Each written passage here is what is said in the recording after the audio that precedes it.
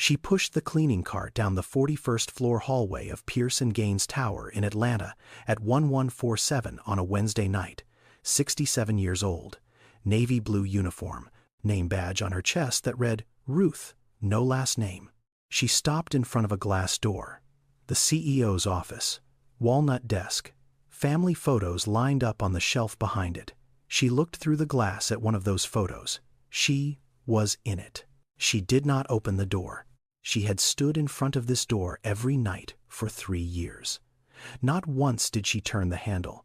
Not because she did not have the right. Because she was afraid that if she opened it, her son would tell her to go home. And she was not ready to leave. Derek Tarvon Gaines was 42 years old, CEO and co-founder of Pierce & Gaines Capital, a real estate investment firm headquartered on the 41st floor of the building that carried his name. Net worth $1.2 billion. Forbes 400. His signature was on contracts that moved entire city blocks from one owner to another. His days began at 7 in the morning, and they did not pause. A strategy meeting at 7:15, and a portfolio review at 8:30, and a conference call with investors in London at 9, and a lunch meeting downtown at noon, and a second call with a development partner in Dallas at 2, and a site visit in Midtown at 4, and a dinner with the board at 7, and emails in the back seat of his car on the way home at 9. Every day built the same way, every hour accounted for. Every minute assigned to something that produced a return. He earned $4.8 million a year before bonuses. He lived in a penthouse in Buckhead that cost $3.2 million and had a view of the city skyline that he saw for approximately 11 minutes each morning while drinking coffee and reviewing his calendar. He drove a Porsche Taycan, charcoal. He had chosen the color in under 30 seconds during a phone call between 2 other phone calls. He was not a bad man. That is worth saying clearly because what follows might make it easy to think otherwise. He donated to 3 foundations. He funded a scholarship program at Morehouse. He once spent 45 minutes on the phone with a young entrepreneur he had never met because someone on his team said the kid reminded them of Derek at 23. He could be generous. He could be kind. He simply could not be still. That particular Tuesday evening, he left the office at 9:14. He walked through the lobby, nodded once at the security guard behind the front desk. A man named Gerald, who had been working the evening shift for 6 years and whose name Derek had learned only because Gerald wore it on a lanyard around his neck. As Derek pushed through the revolving door, the night cleaning crew was coming in through the service entrance on the east side of the building. 14 people. They would start at 10 and finish at 6 in the morning. 8 hours, 41 floors. Bathrooms and conference rooms and executive offices and kitchens and hallways that stretched the length of a city block. They were paid $11.50 an hour, which was the average for a commercial janitor in Atlanta. Most of them were black. Some were Hispanic. A few were immigrants whose English was still new and careful. Not one person in the building who worked during the day knew any of their names. They came in after the lights dimmed, and they left before the lights came back on. They existed in the space between one workday and the next. The way air exists in a room, necessary, invisible. Derek did not see them come in. Not because he looked away, because they entered from a door he had never used at an hour. He had never been present for doing work. He had never once thought to ask about. The building was always clean when he arrived. That was all he knew. That was all he had ever needed to know. He got in his car, checked his phone. 2 missed calls. One from his co-founder Marlon Pierce about the quarterly board presentation. One from a number he did not recognize. He called Marlon back. The number he did not recognize was his mother's landline. She still had one. She had called at 6:47 that evening, which was the time she always called, because it was the time she had always called. Even when he was in college, even when he was in business school, even when he was 26, and sleeping on a futon in a rented office, trying to build something out of nothing. 6:47. Every time. He did not call back. Derek Gaines had not spoken to his mother in 7 months. Not because he was angry. Not because there had been a fight, or a falling out, or a door slammed hard enough to crack the frame. Nothing like that. He had simply gotten busy. And then busier. And then the kind of busy where you stop noticing the things that are missing, because the things that are present take up every square inch of available space. He had a reminder on his phone. Every Sunday, call Mom. He had dismissed it 31 consecutive times. Each time he told himself next week. 31 next weeks is 7 months. That is how long it takes for silence to become a habit, and for a habit to become something a person stops noticing entirely. He did not hate his mother. He did not resent her. He loved her the way a person loves something they have placed very carefully on a high shelf out of sight in a room they no longer enter, gently, distantly, and without realizing that the shelf is getting dusty. Ruth Arlene Gaines lived alone in a small house in Decatur, Georgia, 20 minutes east of Atlanta by car. It was the house Derek had grown up in, a 3-bedroom on a quiet street lined with oak trees that had been there longer than anyone on the block. She had paid off the mortgage 9 years ago. The front steps had been painted twice since Derek left for college, both times by Ruth herself. The hallway from the front door to the kitchen had photographs on both walls. Derek, at 4 years old, standing in the front yard with a plastic baseball bat. Derek at 9, in a suit 2 sizes too big at his grandmother's funeral. Derek at 14, on the basketball court at his high school mid-jump, the ball leaving his fingers. Derek at 18, graduation cap, the smile of someone who believed everything was about to begin. Derek at 24, shaking hands with his first investor. The last photograph was Derek at 30, receiving his MBA. That was 12 years ago. There were no photographs after that. Not because nothing happened. Because everything happened so fast that no one stopped to take a picture that Ruth was in. His old bedroom was at the end of the hall. She kept it exactly the way it was the day he left. Single bed, Michael Jordan poster above the headboard, a stack of textbooks on the desk, a pair of sneakers in the closet that no longer fit anyone. She changed the sheets once a month. She did not know why. He was not coming to sleep in them. But the act of pulling the fitted sheet tight over the corners and smoothing the pillowcase flat was something her hands knew how to do for him. And she was not ready to let her hands forget. Ruth was not poor. She owned her home outright. She had $84,000 in a savings account.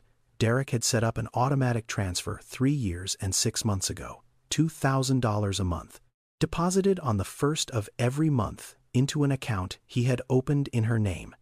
He had not called once in those 3 years and 6 months to ask whether the money had arrived. It always did.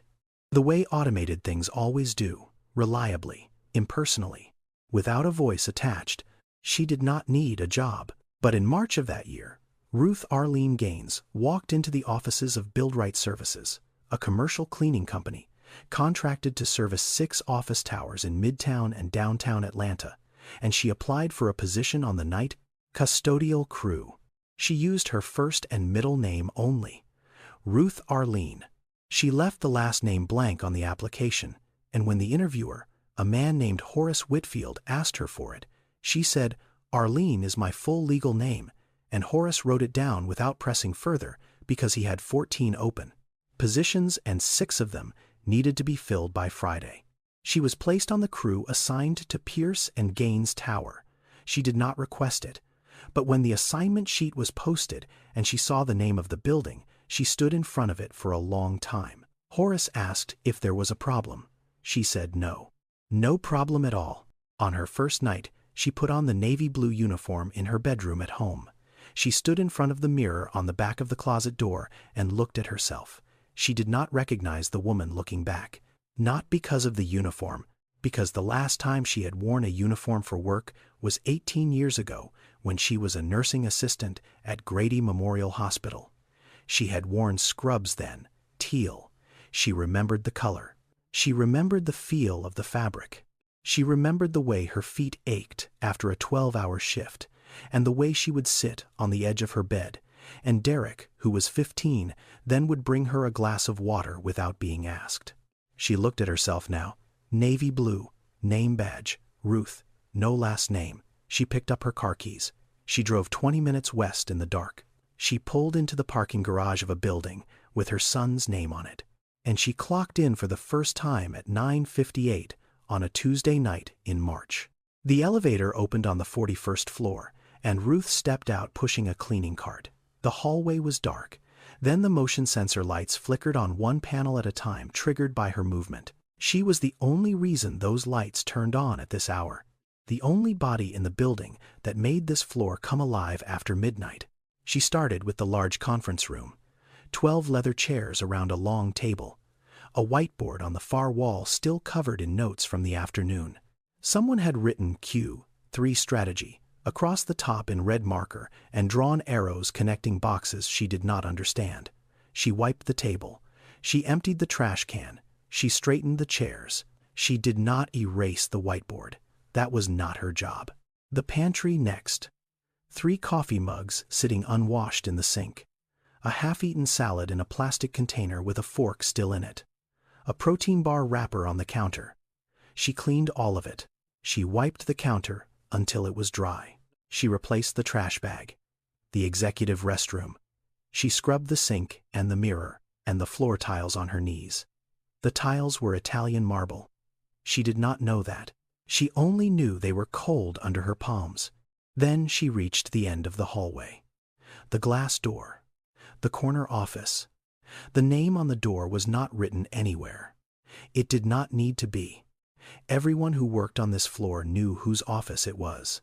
She looked through the glass, walnut desk, bookshelves behind it, a row of photographs on the shelf, Derek shaking hands with the governor of Georgia, Derek on the cover of a business magazine, Derek at a podium giving a speech, and in the far corner of the shelf, smaller than the others in a simple black frame, a photograph of a woman holding a boy. The boy was 3 years old. The woman was smiling. That photograph was the smallest one on the shelf, but it was there. She opened the door. She emptied the trash can. A protein bar wrapper, a crumpled sticky note, a business card from someone whose name she did not recognize. She wiped the desk. She vacuumed the rug. She cleaned the way she had cleaned everything in her life, thoroughly, without rushing, without complaints. She reached into the trash can one more time. A piece of paper she had missed. A yellow sticky note crumpled into a ball. She smoothed it open. Handwriting. She recognized it immediately. She had known this handwriting since it was the alphabet written in pencil in a first-grade workbook. The letters were different now. Sharper. More confident. But the way the T was crossed slightly too high, and the way the Y dropped below the line with a small curl at the bottom, that had not changed. She folded the note. She put it in the pocket of her uniform. She did not read what it said. That was not why she took it. She finished cleaning the office. She turned off the light. She closed the glass door behind her. She had not come here to be sad. She had come here to be close. 3 years. That is how long Ruth cleaned the 41st floor of her son's building. 1,095 nights, and each one held something. In February of the first year, she found a bottle of painkillers in the top drawer of Derek's desk, prescription, for his back. She held the bottle and read the label and remembered a basketball game, his junior year of high school, when he came down wrong on a layup and lay on the court holding his lower back. And she had run from the bleachers so fast she lost a shoe. She put the bottle back exactly where she found it. She did not tell anyone. In June of the first year, Derek stayed late, past 11. Ruth heard his voice from the hallway while she was cleaning the conference room 2 doors down. He was on the phone. His voice was tired and sharp at the edges. The voice of a man who had been holding something together all day and was running out of grip. She stood in the hallway with her cart. She did not go in. She stood there and listened to her son sound exhausted, and she could not hold him. In November of the first year, her colleague, Yolanda Baptiste, 54, born in Kingston, Jamaica, 11 years cleaning office buildings in Atlanta, asked Ruth a question during their break in the basement lounge. She said, "Ruth, why are you doing this job at your age?" Ruth said, "I need the work." Yolanda looked at her for a long moment. She said, "No, you do not need work. You need a reason to leave your house every night." Ruth did not answer. Yolanda did not ask again. In the second year, Ruth began doing small things in Derek's office that no one would notice. She lined up the books on his shelf so their spines were even. She replaced his trash bag before it was full. She wiped the coffee ring on his desk more carefully than she wiped any other surface in the building. She adjusted the angle of the photograph on the shelf, the one with the woman and the boy, so it faced the desk more directly. Small things? The kind of care that leaves no fingerprint. Derek never noticed. He never wondered who did it. That was the point. In the second year, on a Thursday night in October, Ruth's back gave out on the 30th floor. She had been pulling a heavy trash bin across the hallway, and something seized in her lower spine. She sat down on the floor. She leaned against the wall. She breathed. She was 68 years old, and her body was not 68 the way she needed it to be. Commercial janitors in the United States have one of the highest rates of musculoskeletal injury among all service workers. The average age of a janitor in this country is 46, but the number of cleaning workers over 60 has been climbing for years because pensions are disappearing and Social Security does not stretch the way it used to, and the work does not care how old you are. It only cares whether you show up. Ruth did not belong to that group. She had savings. She had a home. She had a son who deposited $2,000 into her account every month without calling. But sitting on that floor at 2 in the morning with her back locked and the fluorescent lights buzzing above her, she was living their reality, every hour of it. She looked up at the ceiling. She wondered if her son knew how many conference rooms were on the 30th floor. She was certain he did not. In the third year, Derek began arriving earlier, 6:30 in the morning sometimes. The gap between his arrival and Ruth's departure shrank to less than an hour. Some mornings she had not finished the 41st floor when she heard the elevator chime down the hall. She would leave her cart in the supply closet and take the stairs. 41 flights down in shoes that were not made for stairs. She moved quickly, quietly. The way a person moves when being seen is not an option. One morning, she was still in the hallway when the elevator doors opened at the far end. She turned the corner just in time. She heard his footsteps on the marble. She pressed her back against the wall of the stairwell and held her breath. The closest they had been in 3 years, one wall between them, 1,095 nights. She had passed his office door 1,095 times. She never knocked, not once. What most people did not see about Derek Gaines was this. He was losing. Not publicly. Not yet. But the kind of losing that happens inside a building before it shows on the outside. Pierce and Gaines Capital had just lost a $200 million development deal in Midtown. The land parcel they had been negotiating for 14 months went to a competing firm in Chicago. The call came on a Thursday afternoon. Derek sat in his office and listened to his lawyer explain the terms of withdrawal, and he did not say a word for 40 seconds after the call ended. He just sat there, looking at the skyline through the window like it had changed shape. His co-founder, Marlon Pierce, had started having private conversations with 2 board members about restructuring the partnership. Derek knew because his assistant had seen the calendar invites. Meetings Derek was not invited to. Lunches at restaurants Marlon only went to when he wanted distance from the office, the kind of distance that comes before a decision. Derek was not sleeping well. 4 hours most nights, sometimes 3. He drank 4 cups of coffee a day, black, no sugar. The first one at 6:45 before he left the penthouse.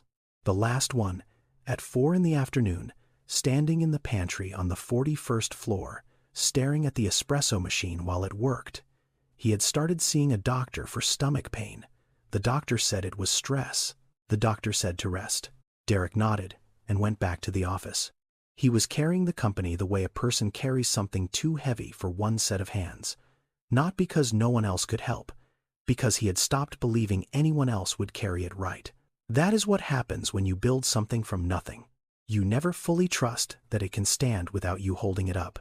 So you hold it, and you hold it, and you do not put it down because putting it down feels like letting go. And letting go feels like the version of yourself that slept on a futon and ate ramen out of a pot in a rented office was right all along, that you were never supposed to make it this far. He was 42 years old, and he was tired in a way that sleep could not fix. Tired in the bones.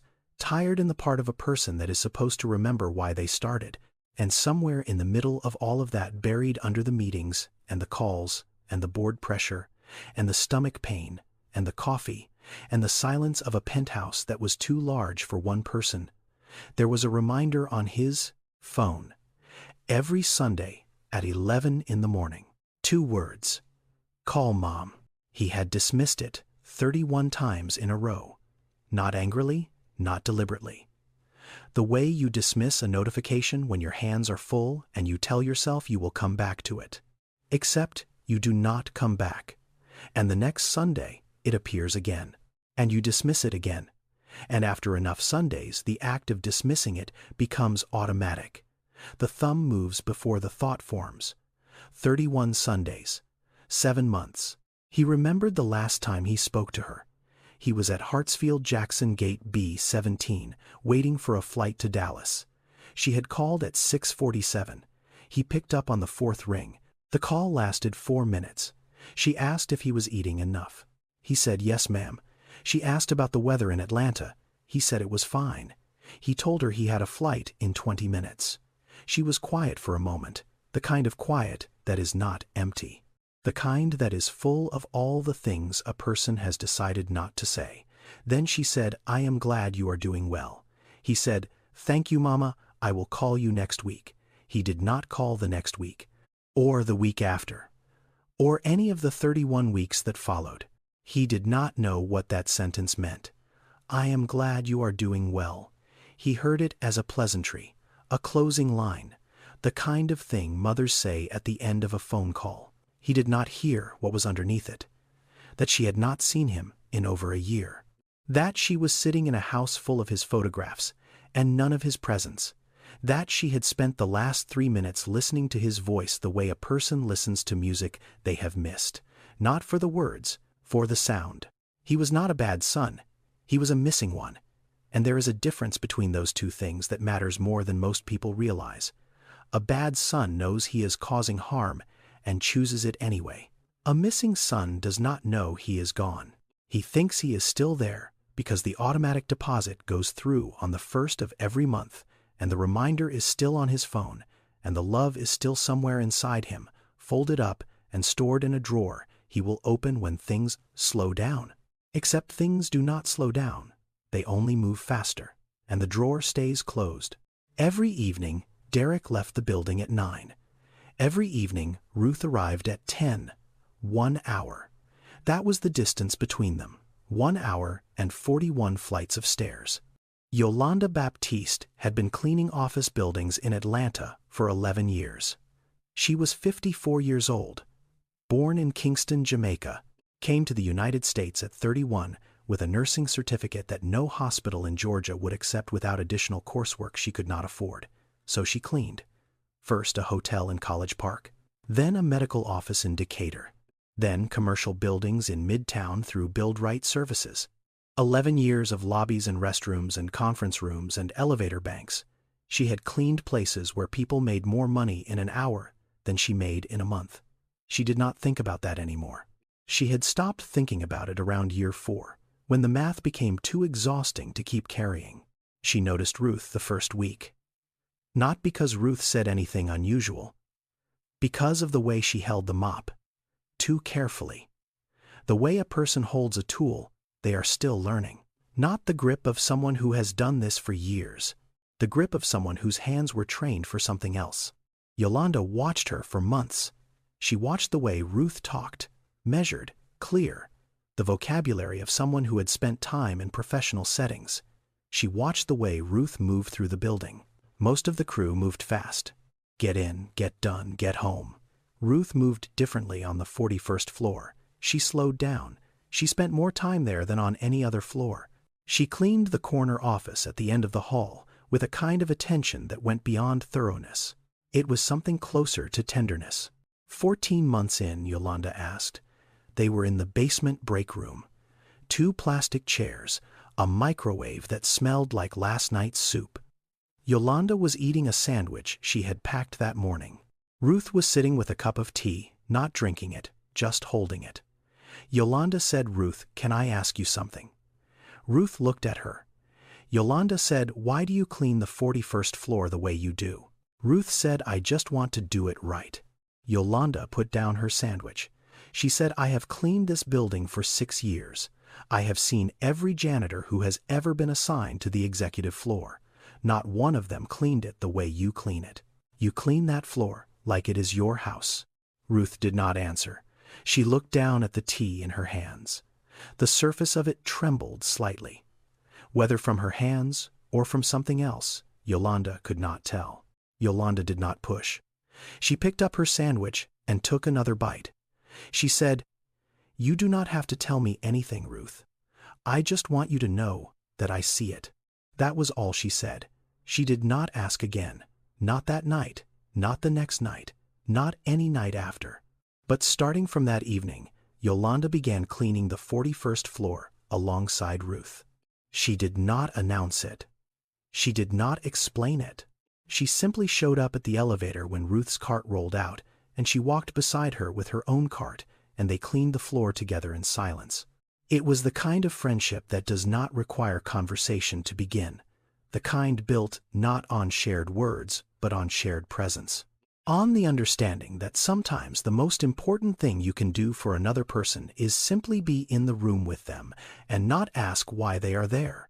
Ruth had been doing that for Derek for over a year. Now Yolanda was doing it for Ruth.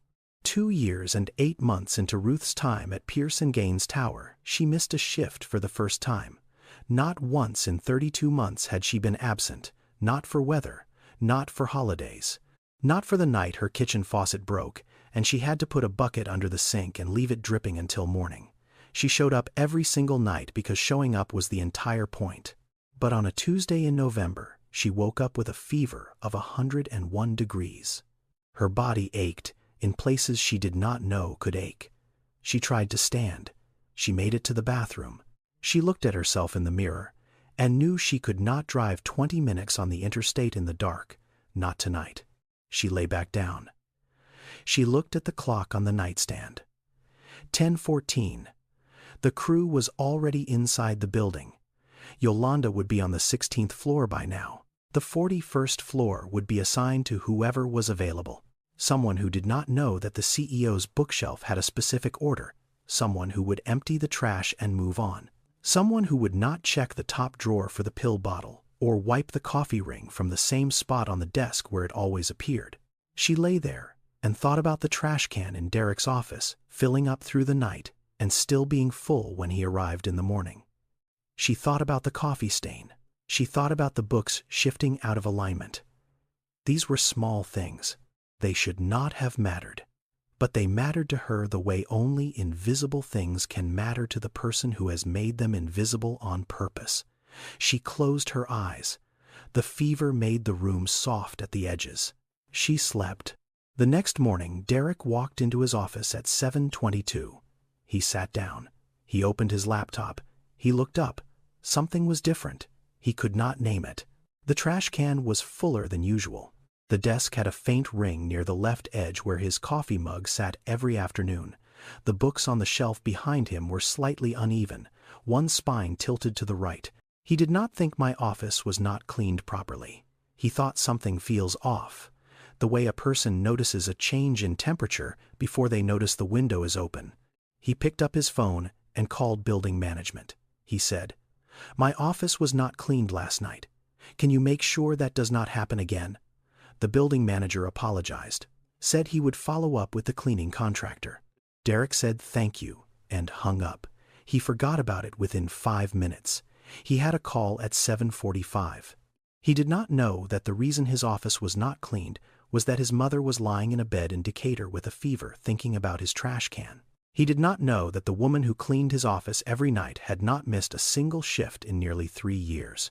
He did not know that missing this one had bothered her more than the fever itself. Ruth came back the next night. Her temperature was 99.4, not fully recovered, but she was there.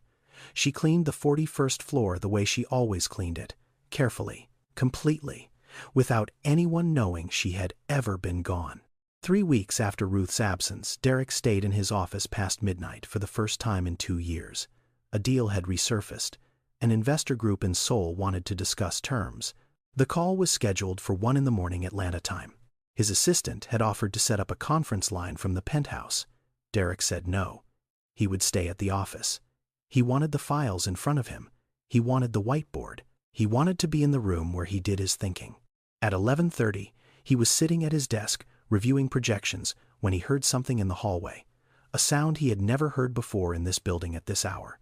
The soft squeak of rubber wheels on marble, the faint clatter of spray bottles in a plastic caddy, the sound of someone working. He looked up from his screen.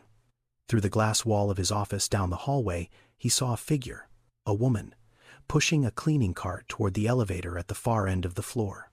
Her back was to him, navy blue uniform, short gray hair.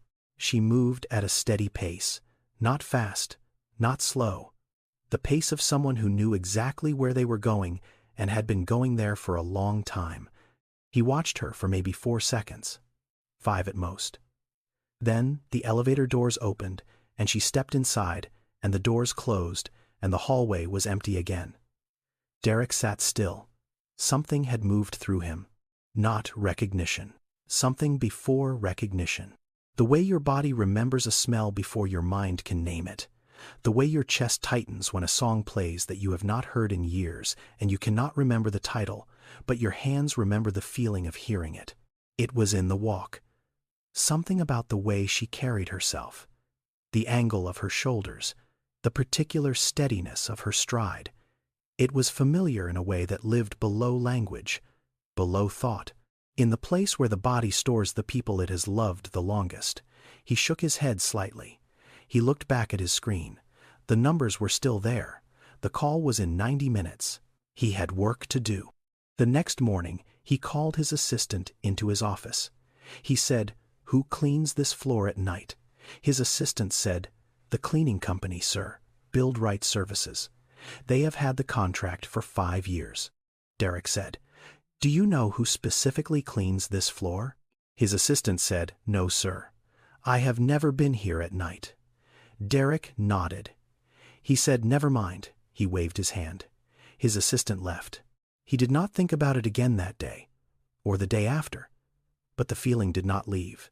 It sat in a place he could not reach. The way a melody sits in the back of your mind when you cannot remember the song, but your body hums it anyway. It remembers before you do. It always does. Horace Whitfield called Ruth into the break room on a Thursday night in September. The break room was in the basement. 2 plastic chairs, a microwave from a decade ago with a cracked handle that no one had replaced. A row of metal lockers along the wall, most of them dented at the corners. A bulletin board above the microwave with the shift schedule pinned to it and a laminated sheet of OSHA safety guidelines that had started to yellow at the edges. Horace was 61 years old, former Army. 14 years managing night custodial crews for Build Right Services across 3 buildings in Midtown Atlanta.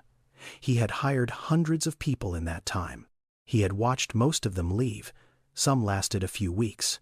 Some lasted a few months. The ones who stayed longer than a year were either desperate for the paycheck or carrying something they needed the work to hold in place. Build Right Services was what is known in the industry as a third-party facilities contractor. The building did not hire its janitors.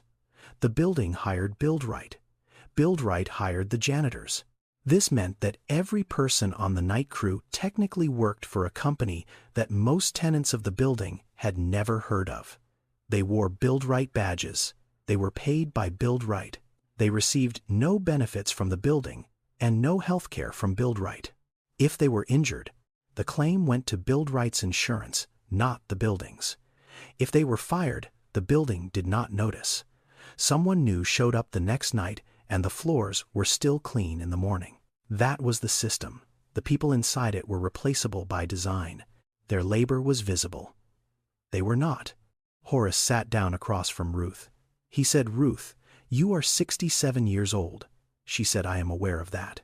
He said, "I have been watching you on the upper floors. You are working 41 levels every night. That is a lot of ground for anyone, let alone someone your age. I can reassign you to floors 1 through 20. Same hours, same pay. Less strain. Ruth looked at him. She said, I am fine, Horace. I can handle it. He looked back at her. He did not argue. But something in his eyes stayed a beat longer than the conversation required. Horace had been doing this for 14 years. He knew when a person was working this job because they needed the $11.50 an hour, and he knew when a person was working this job for a reason that had nothing to do with money. Ruth was the second kind. He had known that since her first month. The way she moved through the building. The way she treated the 41st floor differently from every other floor she cleaned. The way she never complained and never took a sick day and never once asked to switch assignments. He did not ask her why. He had learned a long time ago that every person on his crew carried a story. Some of them had come from other countries. Some of them had lost jobs that paid 5 times what this one did. Some of them were hiding from situations that were none of his business. His job was not to open those stories. His job was to make sure people were safe while they were living inside them. He said, Ruth, you are better than anyone I have ever had on the executive floors. You clean that place like you know every single person who sits in every single room. Ruth stood up. She picked up her gloves from the table. She said, Thank you, Horace. I would like to keep my assignment. He nodded once. She walked out. He sat in the plastic chair for another moment, looking at the door she had just closed behind her. He did not know what her story was, but he knew it was there. The way you know a room has a window, even before you open the curtain. The light gets in through the edges. On a Sunday evening in October, Derek Gaines sat on the couch in his penthouse in Buckhead. It was 8:47. The television was on, but he was not watching it. His phone was in his hand. His mother's number was on the screen. His thumb was resting on the call button. He did not press it. He had picked up the phone 4 times that evening. Each time he opened her contact. Each time he looked at the number. Each time he put the phone down, not because he was busy, not because he forgot, because he knew what would happen if he called. She would answer on the second ring the way she always did. She would say his name the way she always said it, with the particular warmth that made it sound like the word itself was something she had been keeping safe for him. And then at some point during the conversation she would ask when he was coming to visit, and he would not have an answer. And the silence that followed that question would be worse than the silence of not calling at all. He was afraid of the guilt more than the distance, so he chose the distance. He put the phone down on the cushion beside him. He stared at the ceiling. The penthouse was quiet, the kind of quiet that fills a large space when there is only one person in it, and that person has stopped making noise. 12 miles east at that exact moment, Ruth Gaines stepped into the service elevator of Pierce and Gaines Tower. She was beginning her shift. She pressed the button for the 41st floor. The elevator hummed. She took her phone out of her pocket. The home screen lit up. The wallpaper was a photograph of Derek, taken at a family dinner 6 years ago. He was laughing at something she had said. She could not remember what it was anymore, but she remembered the laugh. She looked at the photograph for a moment. Then she put the phone back in her pocket. The elevator doors opened. She pushed her cart out into the dark hallway. 2 people thinking about each other at the same time. 12 miles apart, neither one speaking. Some distances are measured in miles. Some are measured in the words that no one says. Night 1091, 4 nights before the end. Ruth was cleaning the executive restroom on the 41st floor. The Italian marble, the same tiles she had scrubbed on her knees every night for nearly 3 years. She was working near the far wall where the floor met the base of the sink when her left foot slipped on the wet surface. Her shoe, the same pair she had been wearing since the beginning, the treads worn smooth from 1,000 nights of walking on polished stone, gave way beneath her. She went down hard. Her right hip hit the tile first, then her shoulder, then the side of her head grazed the edge of the sink cabinet. She lay on the floor. The fluorescent light above her buzzed. The ceiling tiles had a crack in the second row from the left that she had never noticed before. She noticed it now because she was looking up at it from the ground. She tried to push herself up. Her hips screamed. She stopped. She tried again. She got one hand flat on the floor and pressed. The pain ran from her hip to her ribs like something tearing. She stopped again. 10 minutes later, Yolanda found her. She had been cleaning the pantry down the hall and had come to check when Ruth did not appear at their usual meeting point by the elevator. She walked into the restroom and saw Ruth on the floor, one hand braced against the wall, trying to pull herself up by the paper towel dispenser. Yolanda said, "Ruth." Ruth said, "I am fine.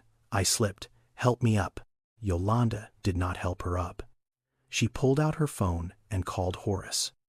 Horace came up in the service elevator in 4 minutes. He looked at Ruth on the floor. He said he was calling an ambulance. Ruth said, "I do not need an ambulance. I just need to stand up." She said it the way a person says it when they have been handling pain alone for so long that they no longer recognize it as pain. They recognize it as another thing to get through.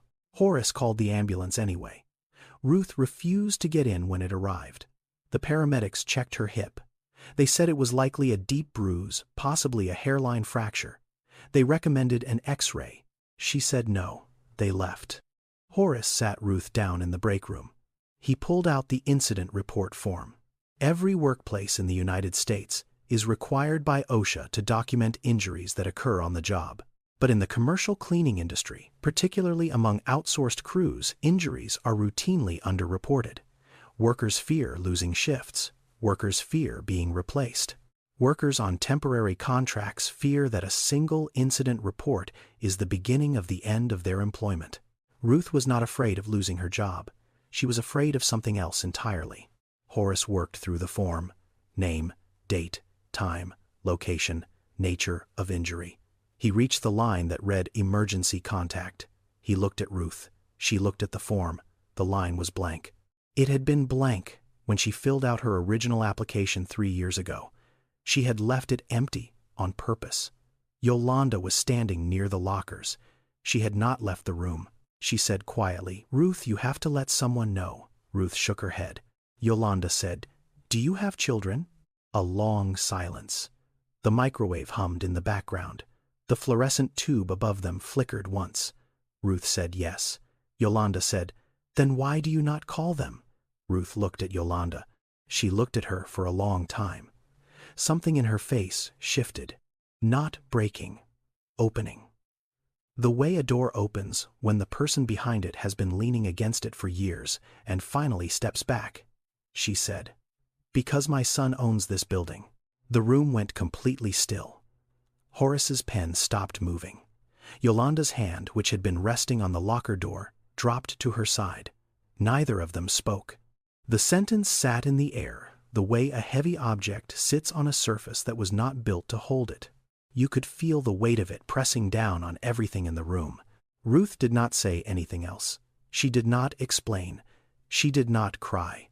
She sat in the plastic chair in the basement break room of her son's building in her navy blue custodial uniform with a bruised hip and a blank emergency contact line, and 3 years of silence sitting on her shoulders. Yolanda walked over. She sat down in the chair beside Ruth. She did not ask another question. She did not say a word.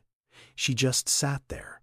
2 women in cleaning uniforms under fluorescent light at 2 in the morning. One of them had just spoken the secret she had carried for 1,000 nights. The other one was simply there, which was enough. 2 days passed. Yolanda worked her shifts. She did not say anything to Horace about what Ruth had told her. She did not say anything to anyone. She had promised. And Yolanda Baptiste was a woman who kept her promises the way she kept everything else in her life, carefully, with her whole self behind it. But she watched Ruth. She watched her walk. The limp was still there. Ruth tried to hide it. She adjusted her stride, so the favoring of her left side was less obvious, but Yolanda had been walking beside her for over a year, and she knew the rhythm of Ruth's steps, the way a musician knows the tempo of a song they have played 1,000 times. The rhythm was off. It had been off for 2 nights, and it was not getting better. She watched Ruth push the cart down the 41st floor hallway. She watched her wince when she bent to empty a trash can. She watched her stand very still for a moment, in front of the glass door of the corner office, the way she always did, except now one hand was pressed against her hip. On the second night after the fall, Yolanda made her decision. She did not call Derek Gaines. She did not have his number. She did not have access to the building directory. She was a cleaning worker. The people whose names were on the office doors were not people she could reach, but she could reach the lobby. At 5:45 in the morning, 15 minutes before the night crew clocked out, Yolanda went to the 41st floor supply closet where Ruth kept her things during her shift. She found Ruth's Build-Right badge hanging on the hook inside the closet door. The clip-on kind, photo ID, name printed below the picture. Ruth Arlene, position, night custodial staff. Yolanda held the badge in her hand. She looked at the photo. Ruth was smiling in it. A small, warm smile. The kind you give when someone tells you to smile for a camera and you are not thinking about the picture, but about something else entirely. Yolanda wondered what Ruth had been thinking about the day that photograph was taken. She already knew the answer. She took the badge down the elevator to the lobby. She placed it on the front reception desk. Face up, not hidden, not buried under papers. Centered on the marble surface where the morning security guard would see it first and where the building manager or an executive assistant would see it when handling lost items. She did not leave a note. She did not explain. She simply placed a truth on a counter and let it wait for the person who needed to find it. Yolanda clocked out at 6. She walked to her car in the parking garage. She sat behind the wheel for a moment. She had broken her promise. She had done it the gentlest way she knew how. Not a phone call. Not an accusation. Not a confrontation. Just a badge on a desk. Just a photograph looking up at whoever would look down. The badge sat on the reception counter at 6:15 in the morning. The lobby was empty. The marble floors were still wet from the night crew's last pass. The overhead lights were dimming to their daytime setting. And in the photograph on the badge, Ruth Arlene was smiling. The smile her son had not seen in 3 years. Wednesday morning, 7:15. Derek walked through the lobby of Pierce and Gaines Tower, carrying a briefcase in one hand and his phone in the other. His assistant met him at the elevator bank with a coffee. Black, no sugar. The same coffee every morning handed to him at the same spot at the same time. His assistant said, "Good morning, sir. Security found a lost employee badge at the front desk this morning. Cleaning crew. Do you want me to send it back to Build-Right?" Derek said, "Sure." He did not look up from his phone. His assistant held the badge out. Derek glanced at it the way a person glances at something they have already decided is not important. Then he stopped. His eyes moved to the badge. The Build-Right logo at the top, blue and white. Then down to the photograph, small. The size of a postage stamp. A woman's face. She was smiling. A quiet smile. The kind that is not meant for the camera, but for whatever the person behind the camera reminds her of. He knew the eyes. He had looked into those eyes every morning for 18 years, over breakfast, in the car on the way to school. From the doorway of his bedroom when she came to say goodnight. From the bleachers at basketball games. From the kitchen table where she sat across from him and asked about his day and listened to every word as though no other sound in the world existed. He read the name printed below the photograph. Ruth Arlene. No last name. No Gaines. But the name did not matter. The eyes were enough. The eyes were everything. Below the name, position. Night custodial staff. Below that, start date, the 14th of March, 2022, 3 years ago. Derek did not move. The lobby continued around him. Employees walking through the turnstiles. Elevator doors opening and closing. Someone behind him said, "Good morning, Mr. Gaines." He did not hear it. He was reading the words night custodial staff for the 3rd time.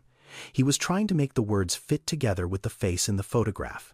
His mother, a cleaning uniform, his building, 3 years. He said something to his assistant. His voice had changed. Not louder, not softer, shifted. The way a voice shifts when the person speaking has just received information that has rearranged the order of everything they thought they knew. He said, "When does the night cleaning crew work?" His assistant said 10 p.m. to 6 a.m., sir. He said, "Every night." His assistant said, "Every night. 1,095 nights." His mother had been inside this building 1,095 nights. She had ridden the service elevator to the 41st floor. She had pushed a cleaning cart down the same hallway he walked every morning. She had opened the glass door to his office and emptied his trash and wiped his desk and straightened his books and vacuumed his floor. She had stood in front of his photographs and looked at his face the way she had always looked at his face, with the full and steady attention of a woman who had never stopped watching over him, not even when he stopped looking back. He had walked past her. He may have walked past her and not known it. Not once in 3 years had anyone told him her name. Not once had he asked. He turned toward the elevator. Then he stopped. His legs did not hold.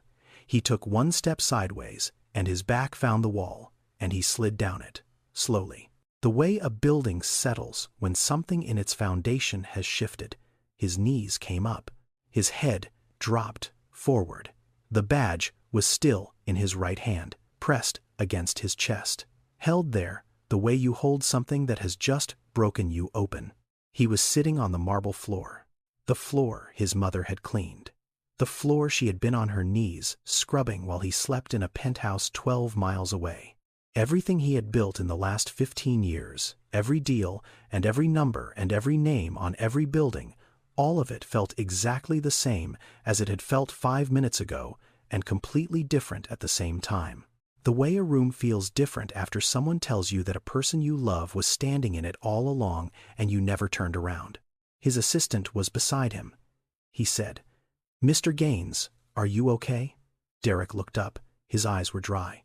Not because he was holding it together, because the thing that was happening inside him had not reached his eyes yet. It was still in his chest, still moving through him, still becoming what it was going to become. He said 2 words, "Find her." Derek was in his office 20 minutes later. The door was closed. He called Build-Right Services. He asked for the operations manager. A woman named Patricia answered. He told her he needed information about an employee, Ruth Arlene, night custodial staff, assigned to Pierce and Gaines Tower. Patricia confirmed.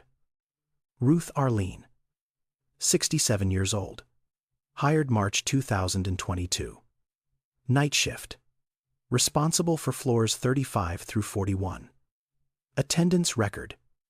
Perfect. Not 1 absence in 3 years. No complaints filed. No disciplinary issues.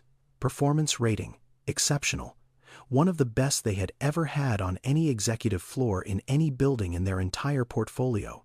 Derek asked for her home address. Patricia said she could not release personal employee information. Company policy. Derek said, "That woman is my mother." Silence on the other end. A long silence. The kind that happens when a person is trying to process a sentence that does not fit any category they have been trained to respond to. Patricia said, "Sir, she listed no emergency contact on her file." That sentence landed harder than anything else. Harder than the badge, harder than the start date. His mother had worked in his building for 3 years, and she had left the emergency contact line blank. Because if she had written his name, someone would have called him. And if someone had called him, the secret would have ended, and she was not ready for it to end. She had chosen to work without a safety net rather than risk being found. He hung up the phone. He stood. He picked up his car keys from the desk. He walked out of the office and past his assistant and into the elevator and through the lobby and into the parking garage. He got in his car. He drove east on I-20, out of Midtown, past the new developments and the cranes and the glass towers, into the neighborhoods that got older as the highway stretched, smaller buildings, narrower streets, hand-painted signs on corner stores, porches with people sitting on them in the afternoon. The part of Atlanta that had not been redesigned. The part that looked the way it had looked when he was a boy. He turned onto the street in Decatur. The oak trees were still there, the same ones from when he was 10, taller now. The branches met over the center of the road and made a tunnel of green that filtered the late afternoon light into something softer. He had ridden his bicycle under these trees. He had walked to school under them. He had not driven under them in 14 months. He pulled up in front of the house, the wooden gate his father had built and Derek had repainted at 15. The front steps that his mother had painted twice by herself since he left for college. The porch light. On. Even though it was 4:30 in the afternoon and there was still an hour of daylight left, she always left it on. She had always left it on. The light inside the house was warm. She was home. He sat in the car. He did not get out. Not because he was unsure. Because he was trying to find the right words. And after 7 months of silence, there are no right words. There is only showing up. And the showing up is the word, the only one that matters. He sat there for 11 minutes. Then he opened the door. He walked up the front steps. He stood in front of the door. The same door he had walked through 10,000 times. He knocked. Footsteps inside. Slow. The careful pace of someone whose body has started asking for more time between movements. The lock turned. The door opened. Ruth stood in the doorway, 67 years old. House slippers, a cotton blouse, an apron tied at the waist. Her eyes, the same eyes from the badge, the same eyes from every morning of his childhood. Except now, there were lines around them that had not been there the last time he looked closely enough to notice. She looked at her son. He looked at his mother. Neither of them spoke. Her right hand was on the edge of the door. Her knuckles slightly swollen. The knuckles of a woman who had spent 3 years gripping a mop handle every night. Behind her, the hallway stretched toward the kitchen. The photographs on the wall. His photographs. Every one of them. From the plastic baseball bat to the MBA.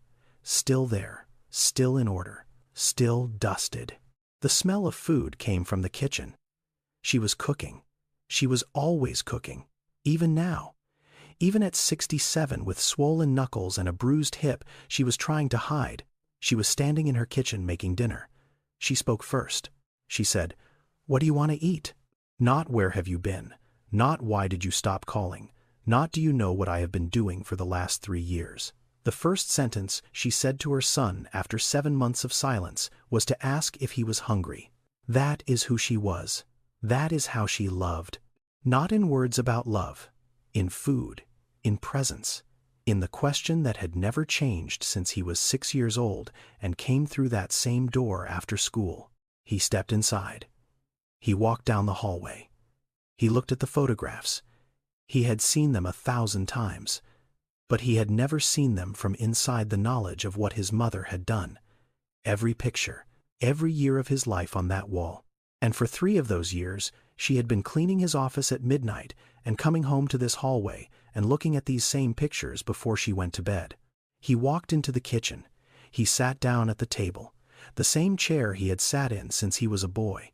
The wood was smooth from decades of use. Ruth placed a plate in front of him without asking what he wanted. Rice, black beans, cornbread, the meal she had always made. The meal that tasted like the kitchen in Decatur and nowhere else on the planet. He reached into his jacket pocket. He took out the badge. He placed it on the table, between the plate and the glass of water. Face up, the photograph, looking at the ceiling. Ruth looked down at it. She did not gasp. She did not reach for it. She did not look away. She looked at it the way a person looks at something they have been expecting. She had known this day would come. She just had not known it was today. Derek said, "Mama." He stopped. He said, 3 years. His voice broke on the word years. It cracked the way something cracks when it has been held too tightly for too long.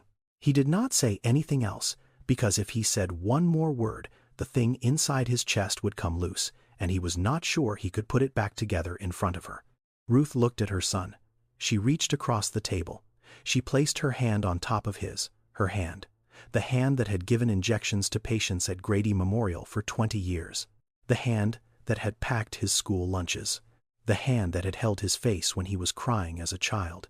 The hand that now had new calluses on the palm, hard and smooth. From the handle of a mop she had gripped every night for 1,000 nights in the building with his name on it. She said, "You were busy. Mama knows.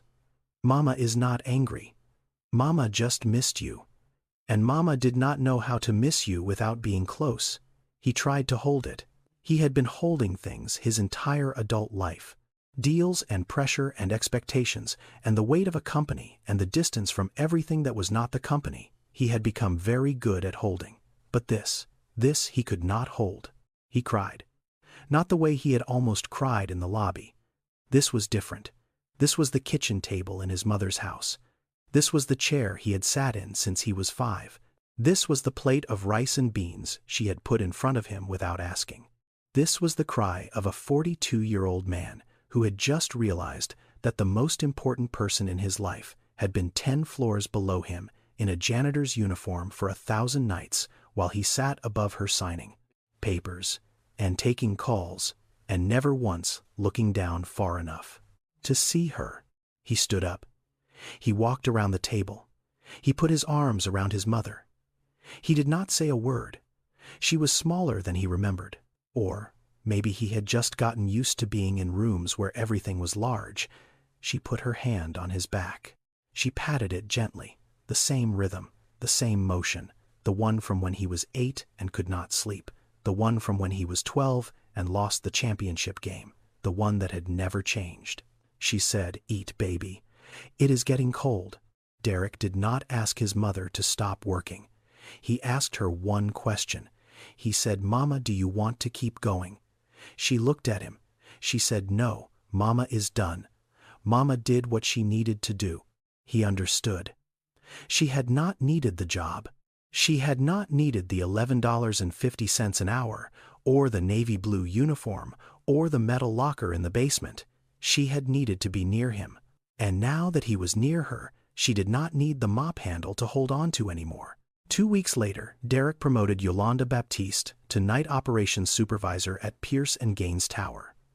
The position came with a 40% pay increase, full health care benefits, and a pension plan. Yolanda accepted. She did not tell Derek that she was the one who had placed the badge on the lobby counter. She never told anyone. Some things do not need credit. They just need to have been done. Derek established the Arlene Fund, named after his mother's middle name, $2 million in its first year, dedicated entirely to providing health care coverage for commercial cleaning workers across the state of Georgia, beginning with every single person employed by BuildRight Services at every building in their portfolio. The fund covered medical visits and dental and prescriptions, and the kind of care that most of the people who cleaned the offices of the wealthiest companies in Atlanta had never had access to in their lives. There are more than 2.3 million janitors working in the United States. Most of them earn less than $15 an hour. Most of them have no health insurance. Most of them clean buildings where people make in a morning what they make in a month. And most of them you walk past every day without knowing their name or their face or the story they are carrying with them, from the parking garage to the supply closet to the 35th floor and back again. Ruth was not one of them. She had a home. She had savings. She had a son who could buy the building she cleaned. But she had lived their life for 3 years. She had felt what they felt. She had worked their hours and pushed their carts and scrubbed their floors and taken the service elevator and eaten in the basement break room and worn the badge with no last name. And she had understood something from that vantage point that most people never see. When you get down on your knees to clean a floor, you see the world from a height that the people standing above you will never reach, not because they cannot, because they do not think to look down that far. Ruth moved into the penthouse in Buckhead. Her room was next to Derek's. She brought the chipped blue mug from the kitchen in Decatur, and the apron she had been wearing for 15 years, and the framed photograph from the hallway of Derek at 4 with the plastic baseball bat. She put it on the shelf in her new room, right next to the window. Every evening before she went to bed, she cooked dinner. She put it on the kitchen counter, covered it with a cloth. No matter what time Derek came home, the food was there. Warm if he was early, room temperature if he was late, but always there, always covered, always waiting. The way it had always been. The way it would always be. If this story touched your heart, inspired you, or made you think differently about the people who work in the spaces you move through every day, please subscribe to this channel and share this video with someone who needs to hear this today. Because the truth is, people forget who cleaned their floors. People forget who cooked their meals. People forget who stayed when everyone else was too busy to notice. But the ones who were forgotten, they never forgot you. Not for a single night. Ruth scrubbed 41 floors because she missed her son. Derek built a building with his name on it and did not notice his mother was inside it, and in the end the distance between them was never about miles. It was about paying attention. It was about looking down. It was about remembering that the people who love you the most are often the ones who make the least noise about it. Subscribe now and turn on notifications so you never miss another story like this one. And leave a comment telling us, was Ruth right to hide for 3 years? Or should she have spoken up? And when was the last time you called the person who raised you? Until next time, look around, look down, look closer.